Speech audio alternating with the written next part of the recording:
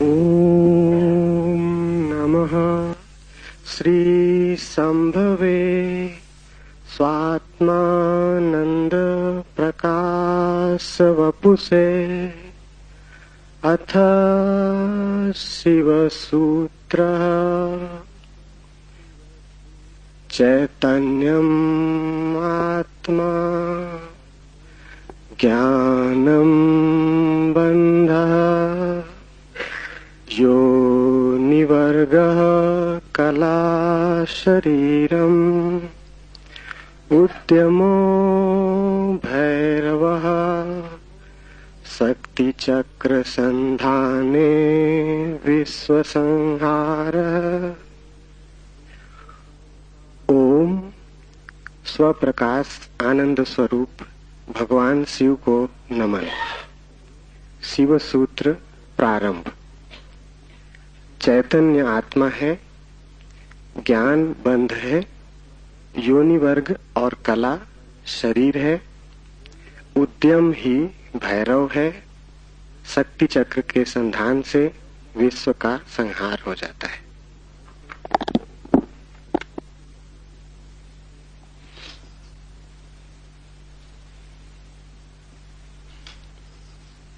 जीवन सत्य की खोज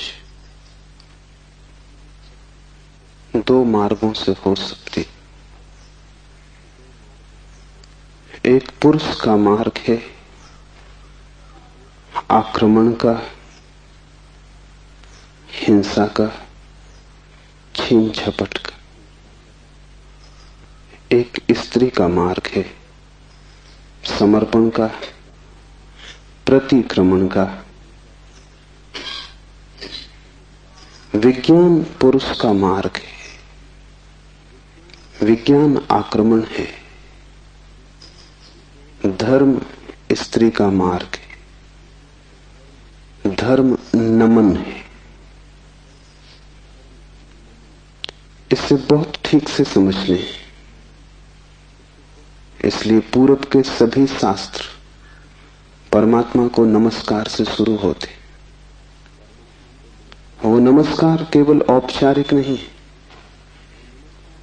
वो केवल एक परंपरा और रीति नहीं। वो नमस्कार इंगित है कि मार्ग समर्पण का है, और जो विनम्र हैं केवल वे ही उपलब्ध हो सकेंगे, और जो आक्रामक हैं, अहंकार से भरे हैं, जो सत्य को भी छीन झपट करके पाना चाहते, जो सत्य के भी मालिक होने की आकांक्षा रखते, जो परमात्मा के द्वार पर एक सैनिक की भांति पहुंचे हैं विजय करने, वे हार जाएंगे। वे क्षुद्र को भला छीन झपट लें, विराट उनका न हो सकेगा। वे व्यर्थ को भला लूट के घर ले आए, लेकिन जो सार्थक है वो उनकी लूट का हिस्सा न बनेगा। इसलिए विज्ञान व्यर्थ को खोज लेता है, सार्थक चूक जाता है। मिट्टी, पत्थर, पदार्थ के संबंध में जानकारी मिल जाती, लेकिन आत्मा और परमात्मा की जानकारी छूट जाती। ऐसे ही जैसे तुम राह चलती एक स्त्री पर हमला कर दो, बलात्कार हो जाएगा। स्त्री का शरीर भी तुम कब्जा कर लोगे, लेकिन उसकी आत्मा तुम्हें न मिल सकेगी, उसका प्रेम तुम न पा सकोगे। तो जो लोग आक्रमण की तरह जाते हैं परमात्मा की तरह, वे बलात्कारी। वे परमात्मा के शरीर पर भला कब्जा कर लें, इस प्रकृति पर जो दिखाई पड़ती है, जो दृश्य है, उसकी चीरफाड़ कर लें, विश्लेषण कर लें, उसके कुछ राज खोज लें, लेकिन उनकी खोज वैसी ही क्षुद्र होगी जैसे किसी पुरुष ने किसी स्त्री पर हमला किया हो और बलात्कार किया हो। स्त्री का शरीर तो उपलब्ध हो जाएगा, लेकिन उपलब्धि दो कौड़ी की है, क्योंकि उसकी आत्मा को तुम छू भी न पाओगे। और अगर उसकी आत्मा को न छुआ तो उसके भीतर जो प्रेम की संभावना थी, वो जो छिपा था बीज प्रेम का, वो कभी अंकुरित न होगा। उसकी प्रेम की वर्षा तुम्हें न मिल सकेगी। विज्ञान बलात्कार है, वो प्रकृति पर हमला है। जैसे कि प्रकृति कोई शत्रु हो, जैसे कि उसे जीतना है, पराजित करना है। इसलिए विज्ञान तोड़फोड़ में भरोसा करता है, विश्लेषण तोड़फोड़ है, काटपीट में भरोसा करता है।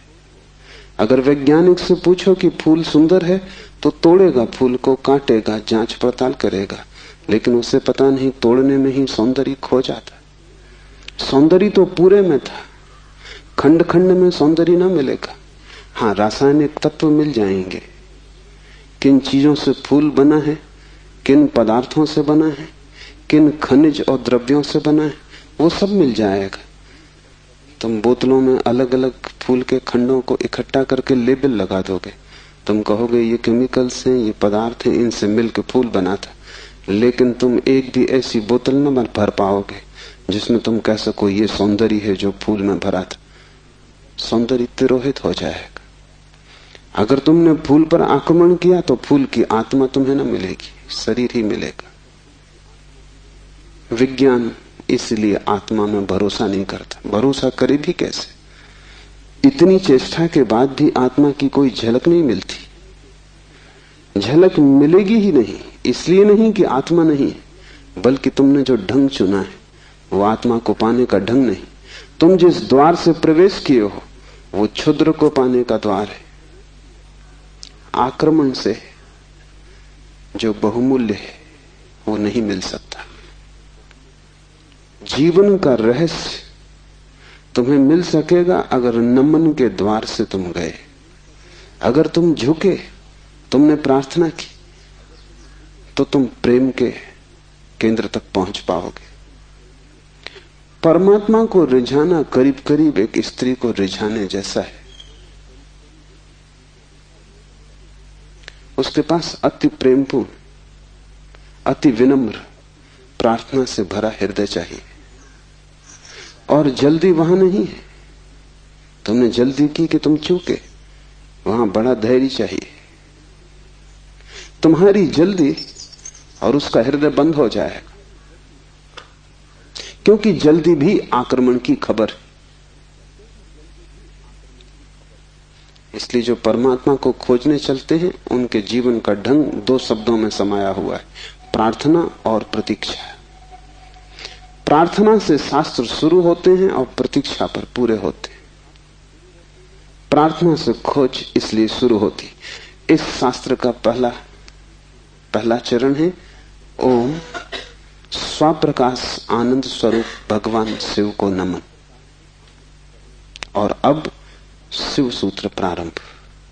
इस नमन को बहुत गहरे उतर जाने दें, क्योंकि अगर द्वार ही चूक गया तो पीछे महल की जो मैं चर्चा करूंगा वो समझ में ना आएगी। पुरुष को थोड़ा हटाएं,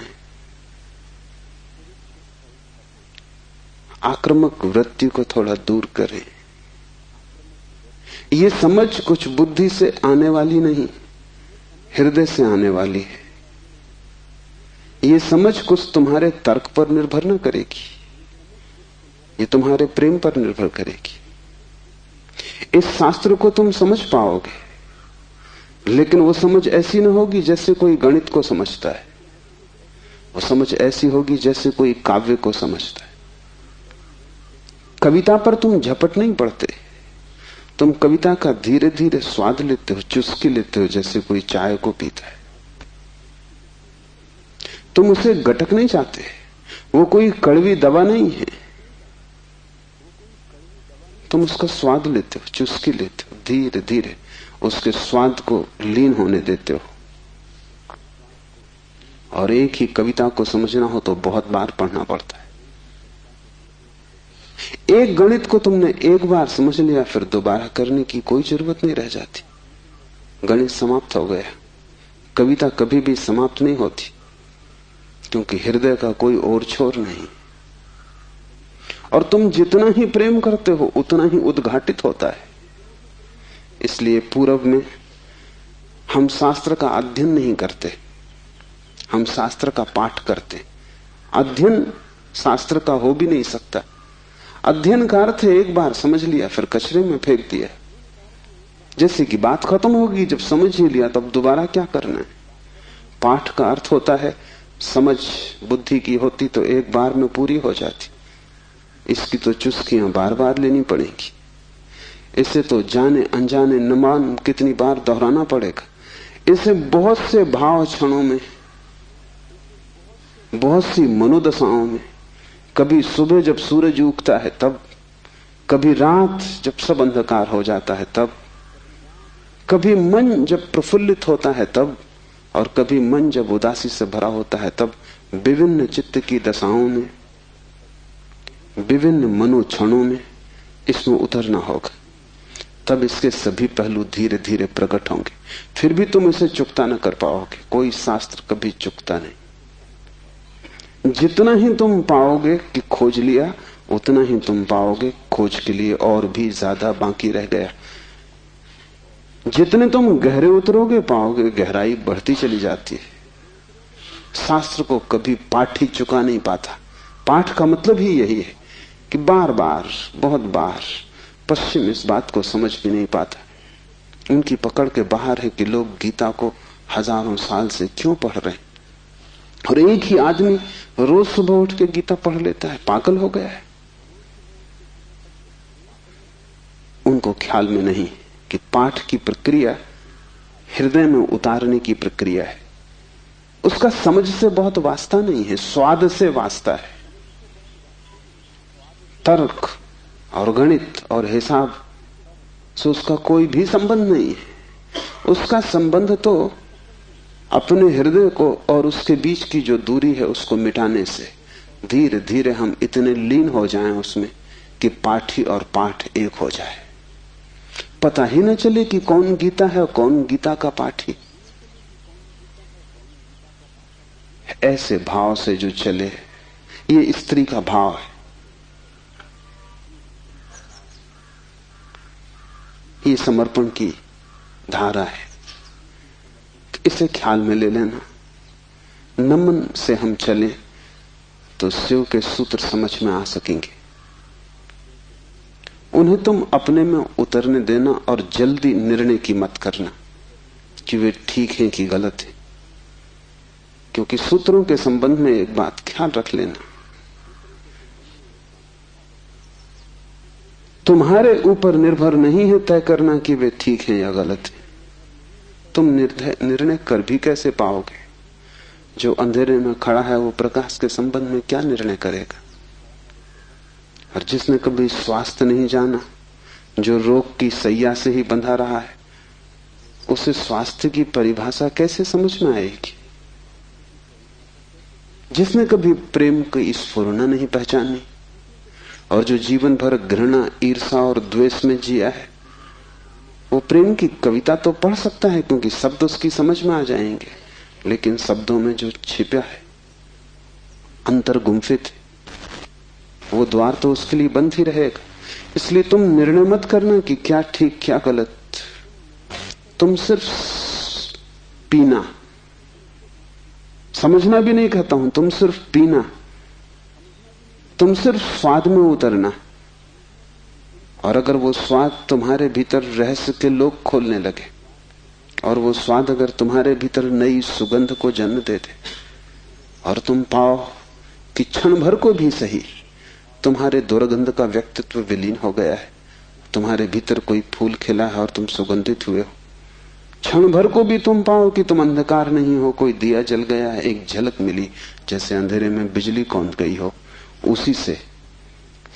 उसी से समझ आएगी।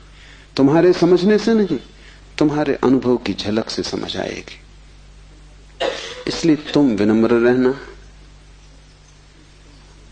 दूसरी बात, सूत्र का अर्थ होता है संक्षिप्त से संक्षिप्त, सारभूत,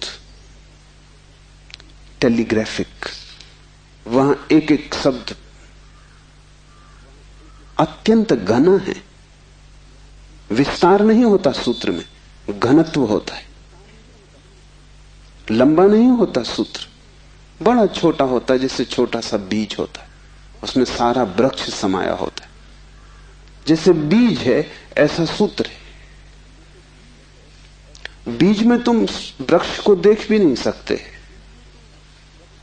देखना भी चाहोगे तो बीज में तुम वृक्ष को पाओगे नहीं, क्योंकि उसके लिए बड़ी गहरी आंखें चाहिए जो बीज में वृक्ष को देख ले, जो वर्तमान में भविष्य को देख ले, जो आज कल को देख ले, जो दृश्य से अदृश्य को खोज ले। बड़ी पैनी आंखें चाहिए। वैसी पैनी आंखें तुम्हारे पास अभी नहीं है। अभी तो तुम्हें बीज बीज ही दिखाई पड़ेगा। वृक्ष को देखना हो तो बीज को तुम्हें बोना पड़ेगा, और कोई रास्ता तुम्हारे पास देखने का नहीं। और जब बीज टूटेगा जमीन में और वृक्ष अंकुरित होगा, तभी तुम पहचान पाओगे। ये सूत्र बीज है, इन्हें तुम्हें अपने हृदय में बोना होगा। तुम अभी निर्णय मत करना, क्योंकि अभी तुमने अगर बीज पर निर्णय लिया तो तुम इसे फेंक ही दोगे, कचरा कूड़ा मालूम पड़ेगा। बीज में कंकड़ पत्थर में कोई ज्यादा फर्क नहीं है। कभी कभी तो कंकड़ पत्थर ज्यादा चमकीले, रंगीन, खूबसूरत, कीमती होते, लेकिन बीज और कीमती से कीमती कोहिनूर में भी एक फर्क है कि तुम कोहिनूर को बो दो तो उसमें से कुछ पैदा ना होगा। वो कीमती कितना ही, वो मुर्दा है। उसका मूल्य ना समझ कितने ही समझते हो, लेकिन जीवन उसमें नहीं, वो लाश है। और बीज कुरूप भी दिखाई पड़ता हो, कोई उसकी कीमत भी ना हो, लेकिन उसमें जीवन छिपा है। तुम उससे बो दो, उससे विराट वृक्ष पैदा होगा। और एक बीज से करोड़ों बीज लग जाएंगे। एक छोटा सा बीज इस सारे विश्व को पैदा कर सकता है, क्योंकि एक बीज से करोड़ों बीज पैदा होते हैं, फिर करोड़ों बीज से, हर बीज से करोड़ बीज पैदा होते हैं। एक छोटे बीज में सारे विश्व का ब्रह्मांड समा सकता है। सूत्र बीज है, उसके साथ जल्दी नहीं की जा सकती। उसको बोओगे हृदय में और अंकुरित होगा, फूल लगेंगे, तभी तुम जान पाओगे, तभी निर्णय लिया जा सकता है। तीसरी बात, इसके पहले कि हम शुरू करें,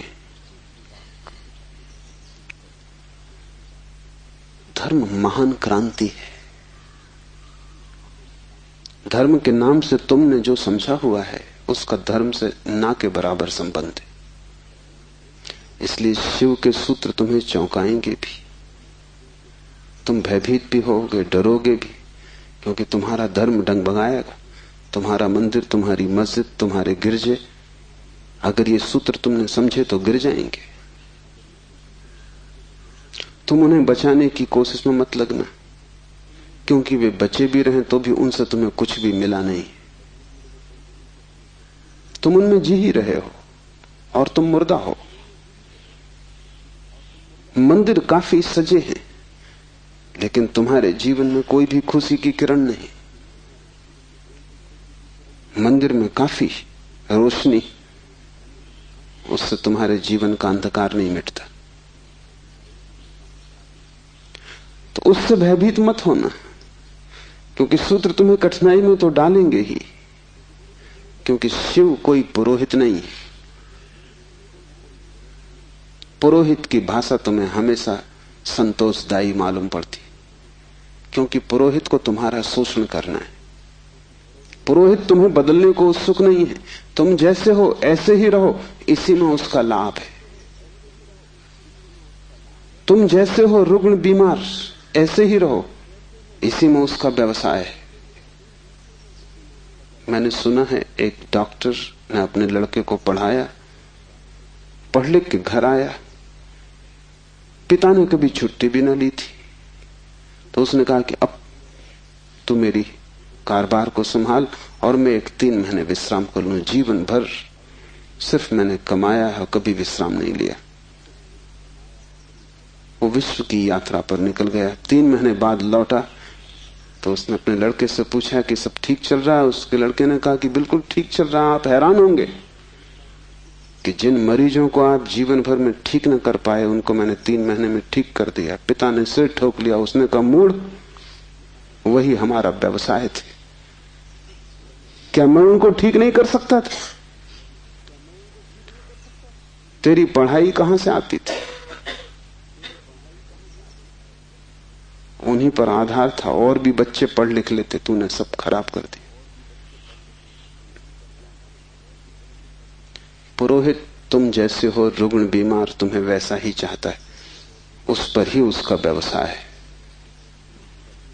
शिव कोई पुरोहित नहीं है, शिव तीर्थंकर है, शिव अवतार है, शिव क्रांति दृष्टा है, पैगंबर है। वे जो भी कहेंगे वो आग है। अगर तुम जलने को तैयार हो तो ही उनके पास आना, अगर तुम मिटने को तैयार हो तो ही उनके निमंत्रण को स्वीकार करना, क्योंकि तुम मिटोगे तो ही नए का जन्म होगा।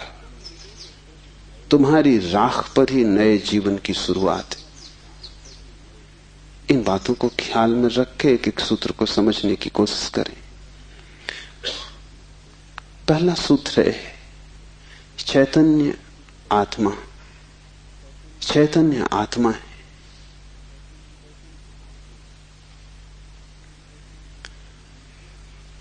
चैतन्य हम सभी हैं, लेकिन आत्मा का हमें कोई पता नहीं चलता। अगर चैतन्य ही आत्मा है तो हम सभी को पता चल जाना चाहिए। हम सब चैतन्य हैं, लेकिन चैतन्य आत्मा है, इसका क्या अर्थ होगा? पहला अर्थ, इस जगत में सिर्फ चैतन्य ही तुम्हारा अपना है। आत्मा का अर्थ होता है अपना, से सब पराया है। शेष कितना ही अपना लगे, पराया है। मित्र हो, परिजन हो, परिवार के लोग हो, धन हो, यश पद प्रतिष्ठा हो, बड़ा साम्राज्य हो, वह सब जिसे तुम कहते हो मेरा, वहां धोखा है, क्योंकि वो सभी मृत्यु तुमसे छीन लेगी। मृत्यु कसौटी है, कौन अपना है कौन पराया है। मृत्यु जिससे तुम्हें अलग कर दे वो पराया था, और मृत्यु तुम्हें जिससे अलग न कर पाए वो अपना था। आत्मा का अर्थ है जो अपना है। लेकिन जैसे ही हम सोचते हैं अपना, वैसा ही दूसरा प्रवेश कर जाता है। अपने का मतलब ही होता है कोई दूसरा जो अपना है। तुम्हें यह ख्याल ही नहीं आता कि तुम्हारे अतिरिक्त तुम्हारा अपना कोई भी नहीं, हो भी नहीं सकता है। और जितनी देर तुम भटके रहोगे इस धारा में कि कोई दूसरा अपना है, उतने दिन व्यर्थ गए, उतना जीवन अकारण बीता। उतना समय तुमने सपने देखे, उतने समय में तुम जाग सकते थे, मोक्ष तुम्हारा होता। तुमने कचरा इकट्ठा किया।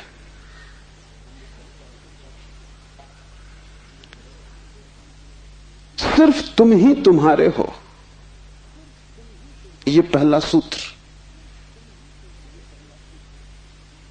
मेरे अतिरिक्त मेरा कोई भी नहीं। यह बड़ा क्रांतिकारी सूत्र है, बड़ा समाज विरोधी, क्योंकि समाज जीता इसी आधार पर है कि दूसरे अपने हैं, जाति के लोग अपने हैं, देश के लोग अपने हैं। मेरा देश, मेरी जाति, मेरा धर्म, मेरा परिवार, मेरे का सारा खेल। समाज जीता है मेरी की धारणा पर। इसलिए धर्म समाज विरोधी तत्व है। धर्म समाज से छुटकारा है, दूसरे से छुटकारा है। और धर्म कहता है कि तुम्हारे अतिरिक्त तुम्हारा और कोई भी नहीं। ऊपर से देखने पर बड़ा स्वार्थी वचन मालूम पड़ेगा, क्योंकि ये तो ये बात हुई कि बस हम ही अपने हैं, तो तत्क्षण हमें लगता है ये तो स्वार्थ की बात हुई। ये स्वार्थ की बात नहीं। अगर ये तुम्हें ख्याल में आ जाए तो ही तुम्हारे जीवन में परार्थ और परमार्थ पैदा होगा, क्योंकि जो अभी आत्मा के भाव से ही नहीं भरा है उसके जीवन में कोई परार्थ और कोई परमार्थ नहीं हो सकता। तुम कहते हो दूसरों को मेरा, लेकिन मेरा कह के तुम करते क्या हो? मेरा कह के तुम उन्हें चूसते हो।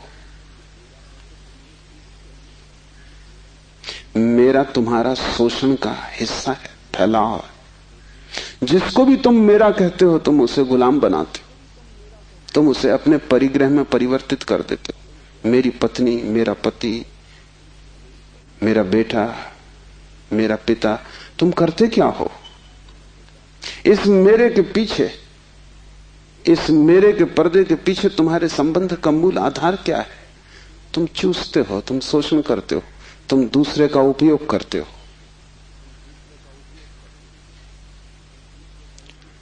इस दूसरे के उपयोग को तुम सोचते हो परार्थ, तो तुम भ्रांति में हो। एक सम्राट बूढ़ा हुआ, उसके 3 बेटे थे और वो बड़ी चिंता में था किसको राज्य दे।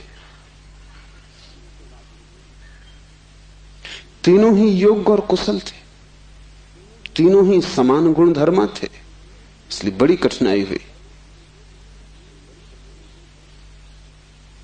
उसने एक दिन तीनों बेटों को बुलाया और कहा कि पिछले पूरे वर्ष में तुमने जो भी कृत्य महानतम किया हो, एक कृत्य जो पूरे वर्ष में महानतम हो, वो तुम मुझे कहो। बड़े बेटे ने कहा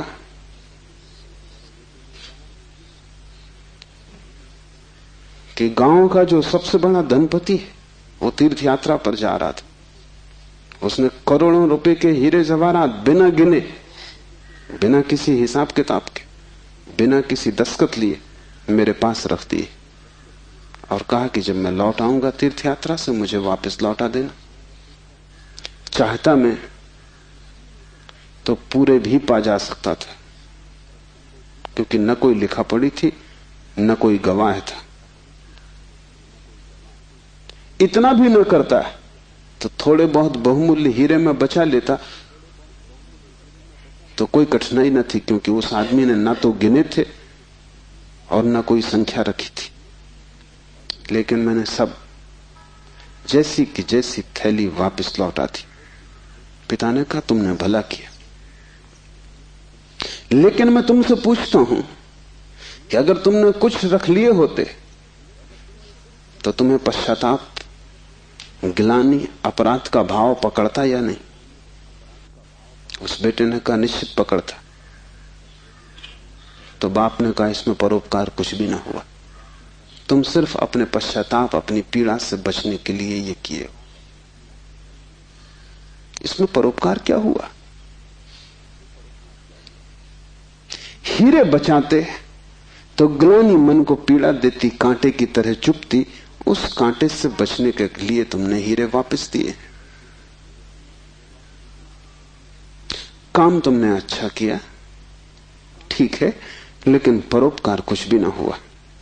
उपकार तुमने अपना ही किया है। दूसरा बेटा थोड़ी चिंता में पड़ा और उसने कहा कि मैं राह के किनारे से गुजरता था और झील में सांझ के वक्त, जबकि वहां कोई भी न था, एक आदमी डूबने लगा।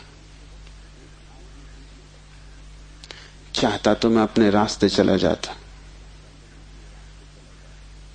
सुना अनसुना कर देता, लेकिन मैंने तत्क्षण छलांग मारी, अपने जीवन को खतरे में डाला और उस आदमी को बाहर निकाला।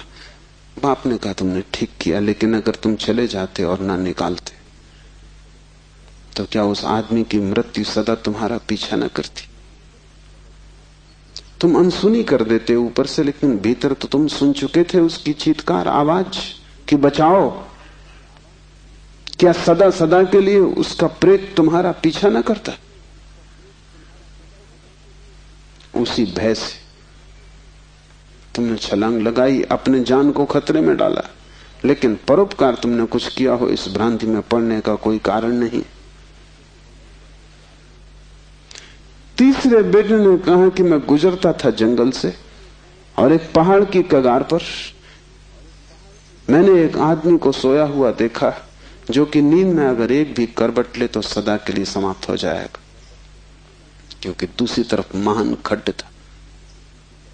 मैं उस आदमी के पास पहुंचा और जब मैंने देखा कि वो कौन है तो वो मेरा जानी दुश्मन था।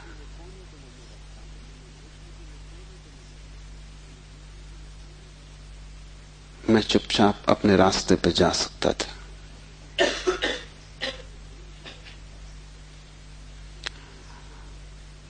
या अगर मैं अपने घोड़े पर सवार उसके पास से भी गुजरता तो मेरे बिना कुछ किए शायद सिर्फ मेरे गुजरने के कारण वो करवट लेता और खड्ड में गिर जाता।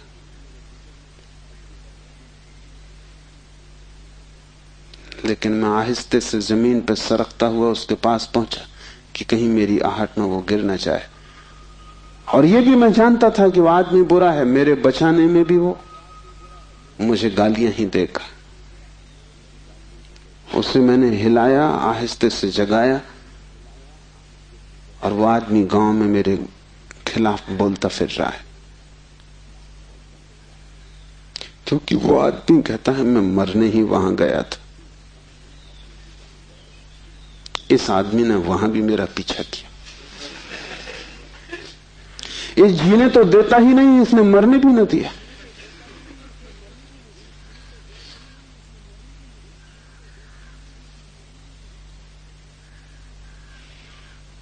पिता ने कहा तुम दोस्त से बेहतर हो, लेकिन परोपकार ये भी नहीं। क्यों? क्योंकि तुम अहंकार से फूले नहीं समा रहे हो कि तुमने कुछ बड़ा कार्य कर दिया। बोलते हो तो तुम्हारी आंखों की चमक और हो जाती, कहते हो तो तुम्हारा सीना फूल जाता है। और जिस कृत्य से अहंकार निर्मित होता हो वो परोपकार न रहा। बड़े सूक्ष्म मार्ग से तुमने अपने अहंकार को उससे भर लिया।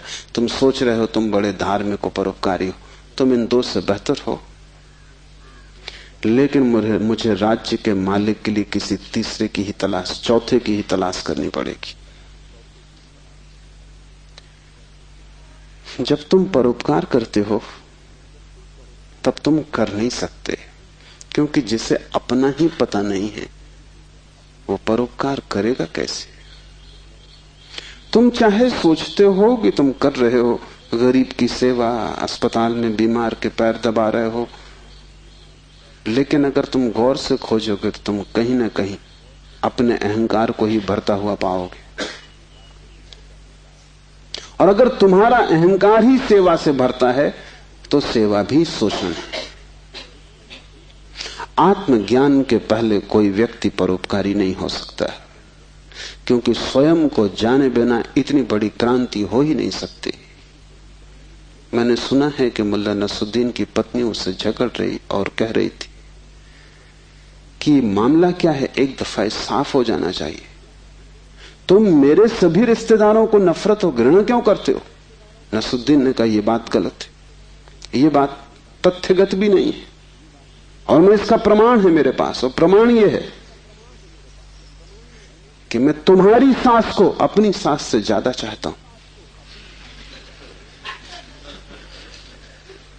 अहंकार ऐसे रास्ते खोजता,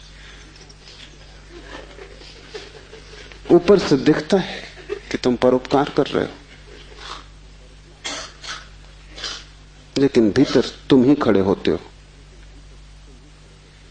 और जितनी सूक्ष्म हो जाती है यात्रा, उतनी ही पकड़ के बाहर हो जाती। दूसरे तो पकड़ ही नहीं पाते, तुम भी नहीं पकड़ पाते हो। दूसरे तो धोखे में पड़ते ही हैं, तुम भी अपने दिए धोखे में घूम जाते हो, भटक जाते हो। हम सभी ने अपनी अपनी भूल भुलैया बना ली। उसमें हमने दूसरों को धोखा देने के लिए ही शुरू किया था सारा उपाय, आयोजन। ये हमने कभी सोचा न था कि अपनी बनाई भूल भुलैया में हम खुद ही खो जाएंगे, लेकिन हम खो गए। पहली बात स्मरण रखो, तुम्हारे अतिरिक्त तुम्हारा कोई भी नहीं है। जैसे ही यह स्मरण सघन होता है कि चैतन्य ही आत्मा है, बस चैतन्य ही मैं हूं, और सब पर है, पराया है, विजाती है। वैसे ही तुम्हारे जीवन में क्रांति की पहली किरण प्रविष्ट हो जाती, वैसे ही तुम्हारे और समाज के बीच एक दरार पड़ जाती, वैसे ही तुम्हारे और तुम्हारे संबंधों के बीच एक दरार पड़ जाती। लेकिन आदमी अपनी तरफ देखना नहीं चाहता। देखना कठिन भी है, क्योंकि देखने के पहले जिस प्रक्रिया से गुजरना पड़ता है वो बहुत संघातक है। एक मारवाड़ी व्यापारी एक फिल्म अभिनेत्री के प्रेम में पड़ गया। वैसे बात अनहोनी थी, मारवाड़ी और व्यापारी प्रेम से सदा दूर ही रहता है, लेकिन अनहोनी भी घटती है। प्रेम में तो पड़ गया, लेकिन व्यापारी का संदेह भरा चित्त, तो उसने एक जासूस नियुक्त कर दिया अभिनेत्री के पीछे कि तू पता लगा इसका चरित्र तो ठीक है ना, इसके पहले कि मैं प्रस्ताव करूं विवाह का, सब बात पक्की कागज पर साफ हो जानी चाहिए। जासूस ने बड़ी खोजबीन की। 7 दिन बाद उसने रिपोर्ट भी भेज दी। रिपोर्ट आई कि इस स्त्री का चरित्र एकदम निर्दोष, निष्कलुष है। ऐसी कोई बात कभी इसके संबंध में नहीं सुनी गई, नहीं जानी गई जिससे संदेह पैदा हो। सिर्फ एक बात को छोड़कर पिछले कुछ दिनों से एक संदिग्ध मारवाड़ी के साथ ये देखी जाती। वो संदिग्ध मारवाड़ी वो स्वयं थे। आंख दूसरे को देखती है, हाथ दूसरे को छूते हैं, मन दूसरे की सोचता है, और तुम सदा अंधेरे में खड़े रह जाते हो।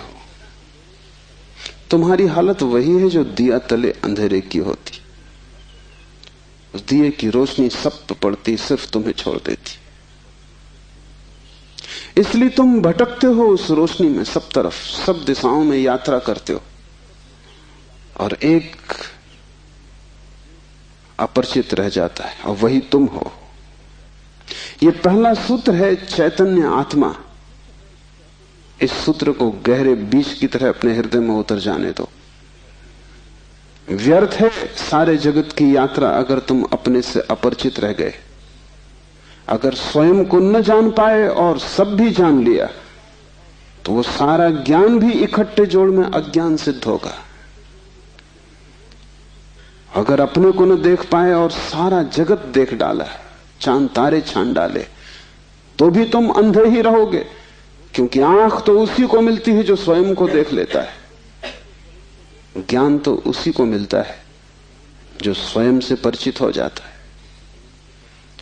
जो चैतन्य के स्वप्रकाश में नहा लेता है वही पवित्र है, और कोई तीर्थ नहीं है। चैतन्य तीर्थ है, और चैतन्य तुम्हारा स्वभाव है। उससे तुम क्षण भर को भी पार नहीं गए हो, लेकिन दिया तले अंधेरा है। तुम उससे दूर जा भी नहीं सकते, चाहो तो भी, लेकिन भ्रम पैदा हो सकता है कि तुम बहुत दूर चले गए हो। तुम सपना देख सकते हो संसार में, लेकिन सपना सत्य नहीं हो सकता। सत्य तो सिर्फ एक बात है, वो है तुम्हारा चैतन्य स्वभाव। चैतन्य आत्मा है, तो पहली तो बात कि मेरा सिवाय चैतन्य के और कोई भी नहीं। ये भाव तुम में सघन हो जाए तो सन्यास का जन्म हुआ, क्योंकि मेरे अतिरिक्त भी मेरा कोई हो सकता है, यही भाव संसार है। इसलिए पहले सूत्र में बड़ी क्रांति है। पहली चिनगारी शिव फेंकते हैं तुम्हारी तरफ, और वो ये है कि तुम जान लो कि तुम ही बस तुम्हारे हो, बाकी कोई तुम्हारा नहीं। इससे बड़ा विषाद मन को पकड़ेगा, क्योंकि तुमने दूसरों के साथ बड़े संबंध बना रखे, बड़े सपने संजो रखे हैं, दूसरों के साथ तुम्हारी बड़ी आशाएं जुड़ी हैं। मां देख रही है कि बेटा बड़ा होगा, बड़ी आशाएं जुड़ी हैं। बाप देख रहा है कि बेटा बड़ा होगा, बड़ी आशाएं जुड़ी हैं। और इन सारी आशाओं में तुम अपने को खो रहे हो। यही तुम्हारे पिता भी इन्हीं आशाओं को कर करके समाप्त हुए तुम्हारे लिए। तुमसे क्या उन्हें मिला? यही आशाएं कर करके तुम समाप्त हो जाओगे। तुम्हारे बेटे से तुम्हें कुछ मिलेगा ना, और तुम्हारा बेटा भी यही मूर्खता जारी रखेगा, वो अपने बेटों से आशाएं करेगा। नहीं, अपनी तरफ देखो, न तो पीछे न आगे, कोई भी तुम्हारा नहीं है। कोई बेटा तुम्हें नहीं भर सकेगा, कोई संबंध तुम्हारी आत्मा नहीं बन सकता। तुम्हारे अतिरिक्त तुम्हारा कोई मित्र नहीं है। लेकिन तब बड़ा डर लगता है, क्योंकि लगता है कि तुम अकेले हो गए। और आदमी इतना भयभीत है कि गली से गुजरता है अकेले में तो भी जोर से गीत गाने लगता है। अपनी ही आवाज सुन के लगता है कि अकेला नहीं। ये तुम अपनी ही आवाज सुन रहे हो। बाप जब बेटे में अपने सपने रचा रहा है तो बेटे की कोई सहमति नहीं है। ये बाप खुद ही अकेले में सीटी बजा रहा है, इसलिए दुखी होगा कल, क्योंकि इसने जिंदगी भर सपने रचाए और ये सोचता है कि बेटा भी यही सपने देख रहा है। ये गलती में, बेटा अपने सपने देखेगा। तुम अपने सपने देख रहे हो, तुम्हारे बाप ने अपने सपने देखे थे। ये कहीं मिलते नहीं। हर बाप दुखी मरता है। क्या कारण होगा? क्योंकि जो जो सपने वो बांधता है वो सभी सपने बिखर जाते हैं। हर आदमी अपने सपने देखने को यहां है, तुम्हारे सपने देखने को नहीं। और तुम्हें अगर चाहिए कि एक आत्म स्थिति उपलब्ध हो जाए, एक तृप्ति मिले, तो तुम सपने किसी और के साथ मत बांधना, अन्यथा तुम भटकोगे। संसार का इतना ही अर्थ है कि तुमने अपने सपनों की नाव दूसरों के साथ बांध रखी। संन्यास का अर्थ है कि तुम जाग गए और तुमने एक बात स्वीकार कर ली, कितनी ही कष्टकर हो, कितनी ही दुखपूर्ण मालूम पड़े प्रथम, और कितना ही संघातक पीड़ा अनुभव हो, कि तुम अकेले हो। सब संग साथ झूठा है। इसका यह अर्थ नहीं कि तुम भाग जाओ हिमालय, क्योंकि जो हिमालय की तरफ भाग रहा है उसे अभी संग साथ सार्थक है, झूठा नहीं हुआ। क्योंकि जो चीज झूठ हो गई उससे भागने में भी कोई सार्थकता नहीं। कोई भी सुबह जाग के भागता तो नहीं कि सपना झूठा है, भागूं इस घर से। सपना झूठा हो गया, बात खत्म हो गई, उसमें भागना क्या है? लेकिन एक आदमी है जो भाग रहा है पत्नी से, बच्चों से। इसका भागना बताता है, इसने सुन लिया होगा कि सपना झूठा है, लेकिन अभी इसे खुद पता नहीं चला। कल तक ये पत्नी की तरफ भागता था, पत्नी की तरफ पीठ करके भागता है, लेकिन दोनों ही अर्थों में पत्नी सार्थक थी।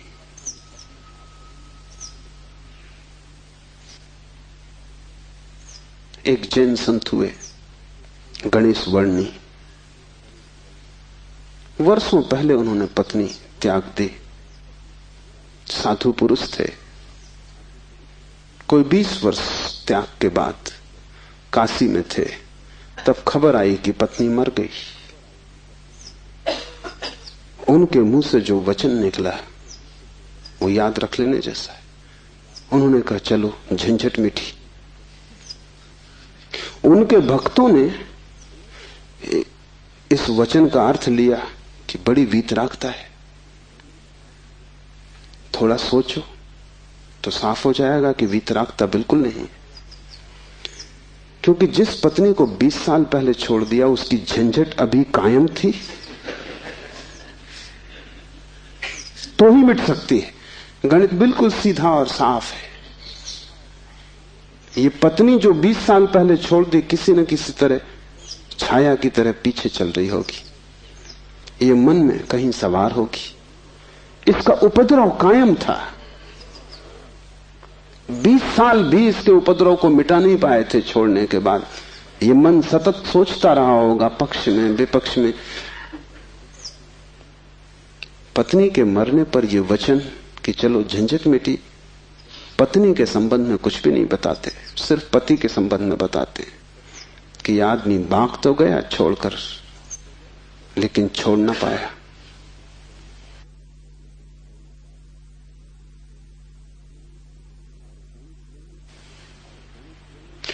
और गणेश वर्णी साधु पुरुष थे, इसलिए थोड़ा सोच लेना, साधु पुरुष भी बड़ी भ्रांति में रह सकते। उनके चरित्र में, आचरण में कोई भूल चूक न थी। वे मर्यादा के पुरुष थे, ठीक ठीक नियम से चलते थे। वहां कोई जरा भी दरार नहीं पा सकता, जरा त्रुटि नहीं पा सकता। सब आचरण ठीक था, साधुता पूरी थी। फिर भी भीतर कोई बात चूक गई।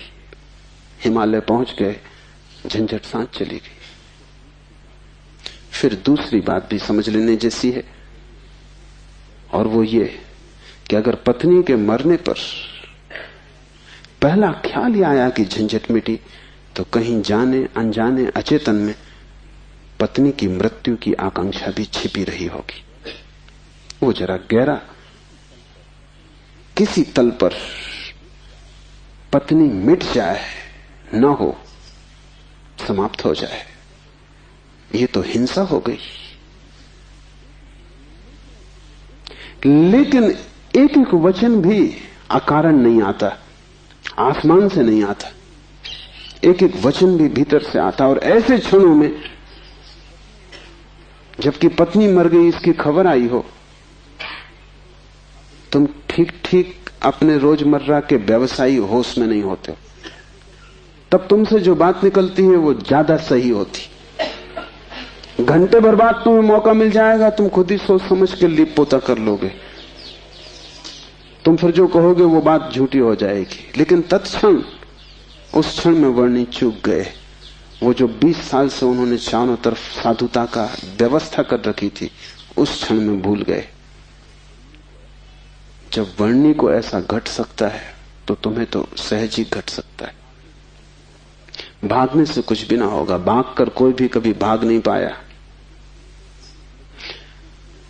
लेकिन भक्त इसको न देख पाएंगे। उन्होंने तो वर्णी की कथा में इसको बड़े बहुमूल्य वचन की तरह संग्रहित किया है, ये सोच के कि देखो आदमी कैसा वितराग है। तुम्हें पता भी नहीं हो सकता कि वितरागता क्या है। तुम राग में जीते हो, तुम्हें विराग समझ में आता है, तुमसे जो विपरीत है वो समझ में आता है। तुम जानते हो कि तुम पत्नी को छोड़ के नहीं जा सकते, और ये आदमी छोड़ के चला गया, ये आदमी तुमसे बड़ा है।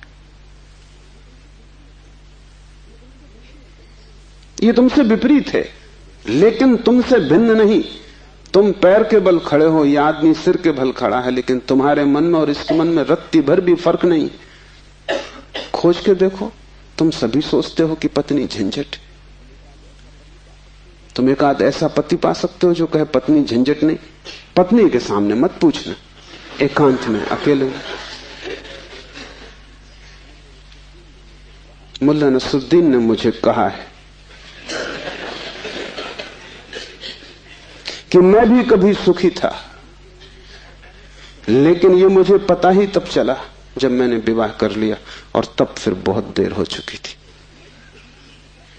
मैं भी कभी सुखी था, ये पता मुझे तब चला जब मैंने विवाह कर लिया, लेकिन तब तक तो बहुत देर हो चुकी थी, सुख हाथ से जा चुका था। पति को गहराई में पूछो तो ऐसा पति खोजना कठिन है जिसने कई बार पत्नी की हत्या करने का विचार न किया हो, सपने न देखे हो कि मार डाला पत्नी को। सुबह उठ के वो भी कहेगा कैसा बेहुदा सपना, लेकिन अचेतन आकांक्षा है। जिससे झंझट पैदा होती है उसे मिटा देने का मन सीधा तर्क है, लेकिन झंझट दूसरे से कभी पैदा होती ही नहीं। पत्नी में अगर कोई उपद्रव होता तो कौन तुम्हें रोकता था? तुम सब भाग गए होते हिमालय। उपद्रव पत्नी में नहीं है, क्योंकि तुम हिमालय जाके फिर पत्नी खोज लोगे। उपद्रव तुम्हारे भीतर है। तुम अकेले नहीं रह सकते, तुम्हें कोई दूसरा चाहिए। अकेले में तुम डरते हो, कोई दूसरा, तब तुम निश्चिंत मालूम पड़ते हो। क्यों? दूसरे की मौजूदगी से आश्वासन मिलता है। दुख में सुख में कोई साथी है, जीवन में मृत्यु में कोई साथी है। लेकिन अकेलापन स्वभाव है। और जिस व्यक्ति ने यह अनुभव कर लिया कि आत्मा ही बस मेरी है, उसने अपने अकेलेपन को अनुभव कर लिया। भागने की कोई भी जरूरत नहीं तो झंझट पीछे चली जाएगी। तुम जहां हो वहीं रहना, रत्ती भर भी बाहर कोई फर्क करने की आवश्यकता नहीं है। लेकिन भीतर तुम अकेले हो जाना, भीतर तुम कैवल्य को अनुभव करना कि मैं अकेला हूं, कोई संगी साथी नहीं। और ये तुम दोहराना मत, क्योंकि दोहराने की कोई जरूरत नहीं कि रोज सुबह बैठ के तुम दोहराओ कि मैं अकेला हूं, कोई संगी साथी नहीं। इससे कुछ भी ना होगा। ये दोहराना तो सिर्फ यही बताएगा कि तुम्हें अभी ख्याल नहीं हुआ। इसे समझना, ये तथ्य है कि तुम अकेले हो। समझने में अड़चन है, वही तपश्चर्या है। तप का अर्थ नहीं है कि तुम धूप में खड़े हो जाओ। आदमी को छोड़ के सभी पशु पक्षी धूप में खड़े, उनमें से कोई भी मोक्ष नहीं चला जा रहा है। और तप का अर्थ ये नहीं है कि तुम भूखे खड़े हो जाओ, अनशन कर लो, उपवास कर दो, क्योंकि आधी दुनिया वैसे ही भूखी मर रही है। कोई उपवास करके मोक्ष नहीं पहुंच जाता है। शरीर को गला दो, जला दो, उससे कुछ हल नहीं है।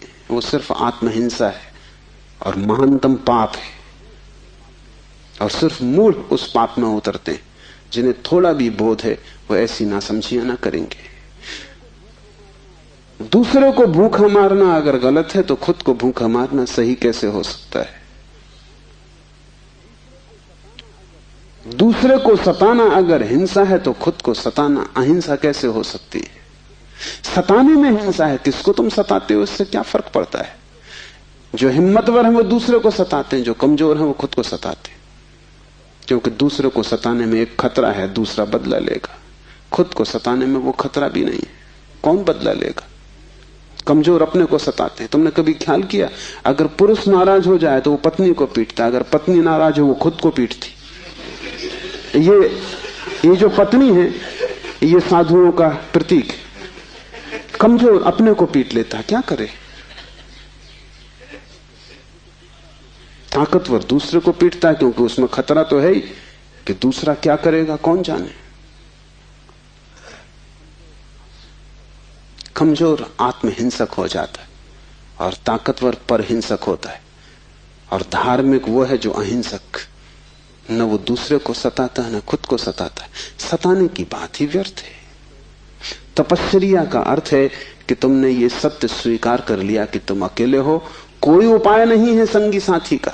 तुम कितना ही चाहो, कितनी ही आंखें बंद करो, सपने देखो, तुम अकेले ही रहोगे। जन्मों जन्मों से तुमने घर बसाए, परिवार बसाए, मिटाए, लेकिन तुम अकेले ही रहे हो। तुम्हारे अकेलेपन में रत्ती भर फर्क नहीं पड़ता। जिसने ये जान लिया, स्वीकार कर लिया कि मैं अकेला हूं, उसके लिए इंगित है इस सूत्र में चैतन्य आत्मा है, वही तुम्हारा और कोई तुम्हारा नहीं। और दूसरी बात इस सूत्र में है, वो है चैतन्य। आत्मा कोई सिद्धांत नहीं है कि तुम शास्त्र में पढ़ो और मान लो। आत्मा कोई जैसे गुरुत्वाकर्षण का सिद्धांत है, ऐसा कोई सिद्धांत नहीं है। आत्मा एक अनुभव है, सिद्धांत नहीं। और अनुभव है चैतन्य की तीव्रता का। इसलिए तुम जितने चैतन्य होते जाओगे उतनी ही तुम्हें आत्मा का पता चलेगा। तुम जितने बेहोश होते चले जाओगे उतना ही तुम्हें अपना पता नहीं चलेगा। और तुम करीब करीब बेहोश हो। जो आत्मा को जानना चाहता है उसे किसी दर्शन शास्त्र की जरूरत नहीं है, उसे चैतन्य को जगाने की प्रक्रिया चाहिए। उसे विधि चाहिए जिससे वो ज्यादा चेतन हो जाए। जैसे कि आग को तुम उकसाते हो, राख जम जाती, तुम उकसा देते हो, राख झड़ जाती, अंगारे झलकने लगते। ऐसी तुम्हें कोई प्रक्रिया चाहिए जिससे तुम्हारी राख झड़े और अंगारा चमके, क्योंकि उसी चमक में तुम पहचानोगे कि तुम चैतन्य हो। और जितने तुम चैतन्य हो उतने ही तुम आत्मवान हो। जिस दिन तुम पाओगे कि मैं परम चैतन्य हूं, उस दिन तुम परमात्मा हो। तुम्हारी चेतना की मात्रा ही तुम्हारी आत्मा की मात्रा होगी। लेकिन अभी तुम करीब करीब बेहोश हो, अभी करीब करीब तुम जैसे शराब पिए हो, अभी तुम चल रहे हो, उठ रहे हो, काम कर रहे हो, लेकिन जैसे नींद में। होश तुम्हें नहीं है। कभी तुमने ख्याल किया, किताब पढ़ते वक्त तुम पूरा पेज पढ़ जाते हो, तब तुम्हें ख्याल आता है, अरे मैं पूरा पेज पढ़ भी गया और एक शब्द याद नहीं। तुमने कैसे पढ़ा होगा पूरा पेज? तुम पढ़ सकते हो सोए सोए, मन कहीं और रहा होगा, तुम पढ़ गए, तब तुम्हें होश पता चला कि ये तो पूरा पेज व्यर्थ गया। तुम कई बार रास्ते से चलते हो, तुम पूरा रास्ता चल जाते हो, तब तुम्हें ख्याल आता है कि तुम चल रहे हो। तुम काम करते हो और तुम्हें पता नहीं चलता कि तुम कर रहे हो। तुम बेहोशी में जी रहे हो और चैतन्य आत्मा है। और तुम पूछते हो क्या आत्मा है? तुम चाहते हो कोई प्रमाण दे, तुम चाहते हो कोई सिद्ध करे, कोई तर्क से तुम्हें समझा दे तो तुम भी मान लो, नहीं तो तुम नास्तिक हो जाओगे। नास्तिकता बेहोशी का सहज परिणाम है, आस्तिकता होश का फल। जितना तुम्हारा होश बढ़ेगा तो जरूरत नहीं है कि तुम मानो कि आत्मा है, क्योंकि कई ना समझ मान रहे हैं, उससे कुछ हल नहीं होता। इस मुल्क में तो सभी मानते हैं कि आत्मा है, लेकिन इससे क्या फर्क पड़ता है? तुम्हारे जीवन में कोई क्रांति इससे आती नहीं। शायद तुम इसलिए मान लेते हो कि हजारों साल से दोहराया जा रहा है। सुनते सुनते तुम्हारे कान पक गए, सुनते सुनते तुम भूल ही गए हो कि संबंध में सोचना भी है। सुनते सुनते पुनरुक्ति से आदमी सम्मोहित हो जाता है। एक ही बात बार बार दोहराई चली जाए तो तुम भूल जाते हो कि वो संदेह किया जा सकता है, विचार किया जाता है। और फिर आत्मा है, इससे तुम्हें बड़ा संतोष भी मिलता है। शरीर मरेगा ये तुम्हें पता है, आत्मा नहीं मरेगी, इससे बड़ी हिम्मत बनती है। और आत्मा कभी नहीं मरेगी,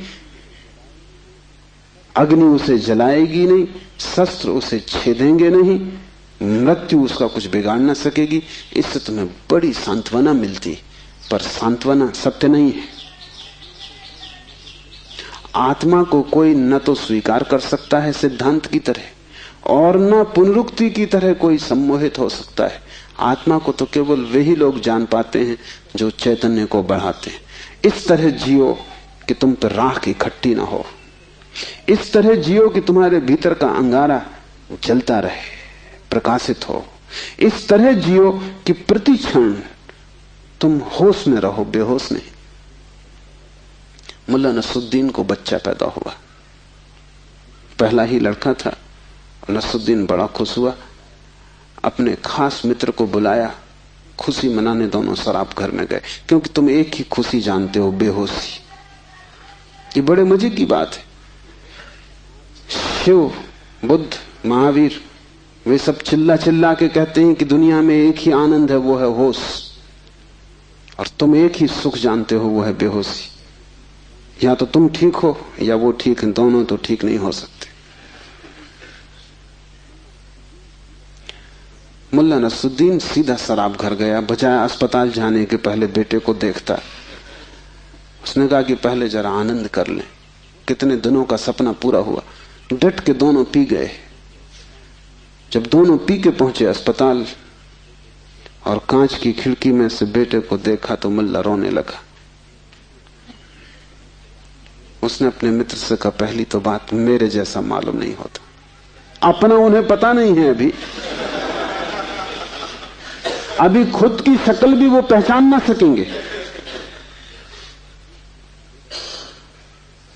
लेकिन मेरा जैसा नहीं मालूम होता। और दूसरी बात, बड़ा छोटा दिखाई पड़ता है। इतने छोटे बच्चे को लेके करेंगे भी क्या? ये बचेगा? मित्र ने कहा मत घबराओ, जब मैं पैदा हुआ था तो मैं भी 3 ही पाउंड का था। नसरुद्दीन ने कहा फिर तुम बचे?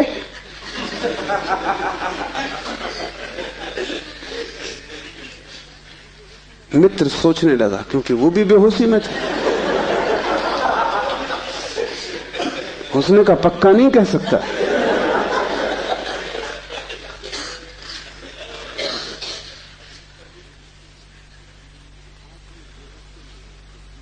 आदमी बेहोशी में है, उसके जीवन का सारा परिप्रेक्ष्य, उसकी सारी दृष्टि उसकी बेहोशी से भर जाती, सब धुआं धुआं हो जाता। तुम कुछ भी ठीक से नहीं देख पाते, और तुम एक ही सुख जानते हो कि जब तुम अपने को भूल जाते हो, चाहे सिनेमा हो, चाहे संगीत हो, चाहे सेक्स हो, जहां भी तुम अपने को भूल जाते हो वहीं तुम कहते हो बड़ा सुख आया। भूलने को तुम सुख कहते हो, विस्मरण को? कारण है, क्योंकि जब भी तुम होश से भरते हो तुम सिवाय दुख के अपने जीवन में कुछ भी नहीं पाते। इसलिए जब भी तुम देखते हो जीवन को, जरा ही सजग होकर तुम पाते हो दुख दुख, कुरूपता चारों तरफ।